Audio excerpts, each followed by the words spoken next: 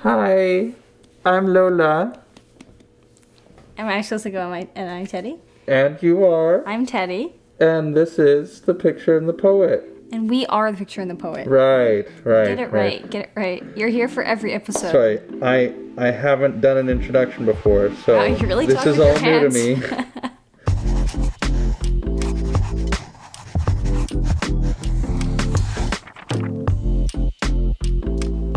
Welcome to another episode. Today we are talking about weddings that happen inside of a backyard.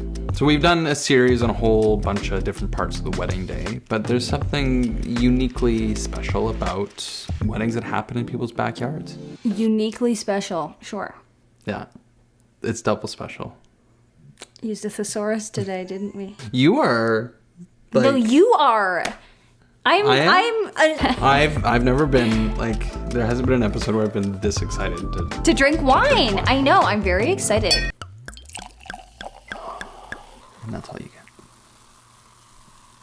I'm kidding, you get more. Whoa, don't be reckless now. You deserve more. Oh! The first thing you should consider if you're having a backyard wedding is whether or not you should have a backyard wedding. That's our first point. Should you have one? Backyard weddings are for everyone because they are, in theory, more work in some ways because you have to bring everything to this private property. And it's also really for people who have access to a property.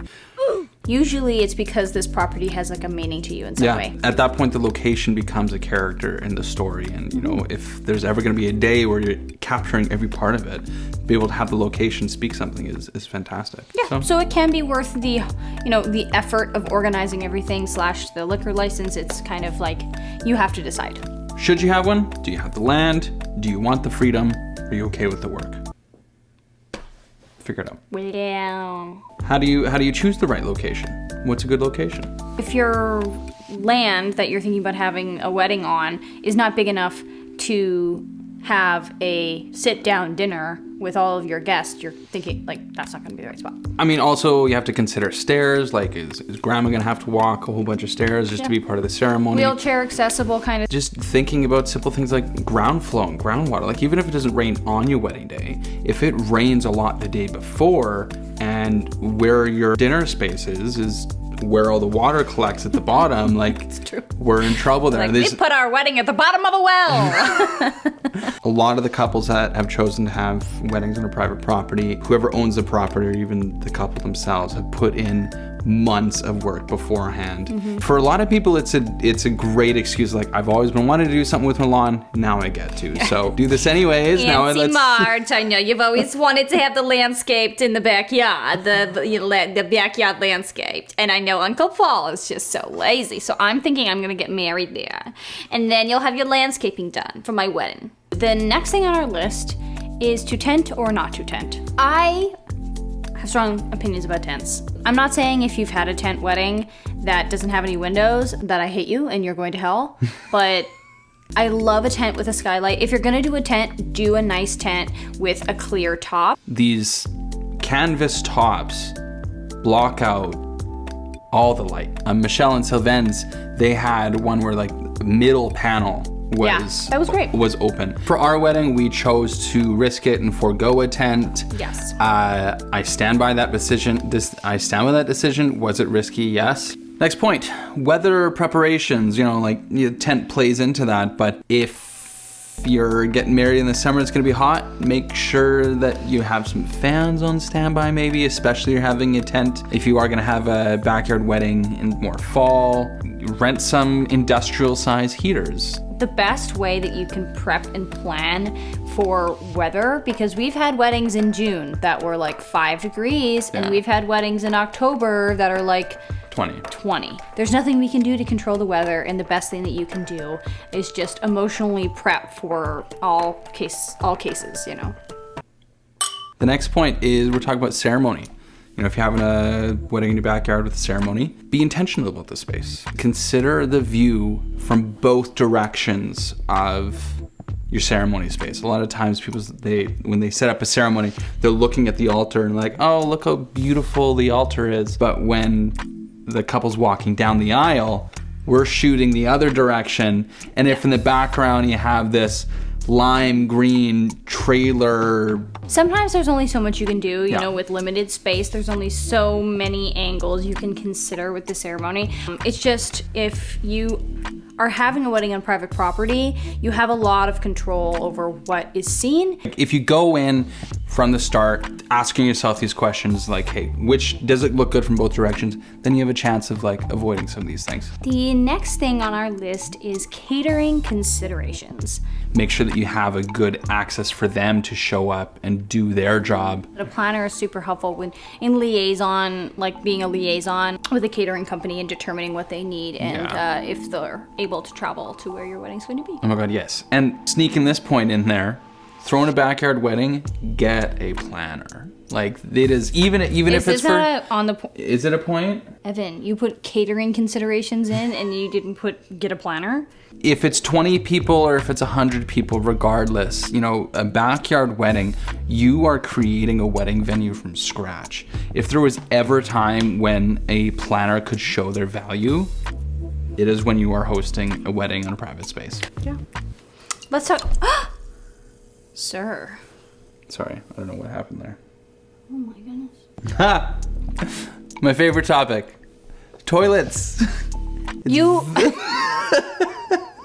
put a whole point about toilets? Private properties are usually designed to have enough toilets for a family of 5, you know? And sometimes on the private property are like septic tanks, like it's at a cottage or something. And so they literally just cannot hold the amount of stuff that's going to happen to them. And so, yeah, like rent. Put aside money to rent. Now, you can get porta potties, and I know that most people's experience with porta potties are like festivals. Porta parties. Porta potties. But there is a market for like luxury. It's 2020. There's toilets. Everything out there. And we've gone to lots of weddings where the porta potties that they have brought are like straight up They're trailers. Bathrooms, like mini bathrooms. The next thing on our list is guest entertainment.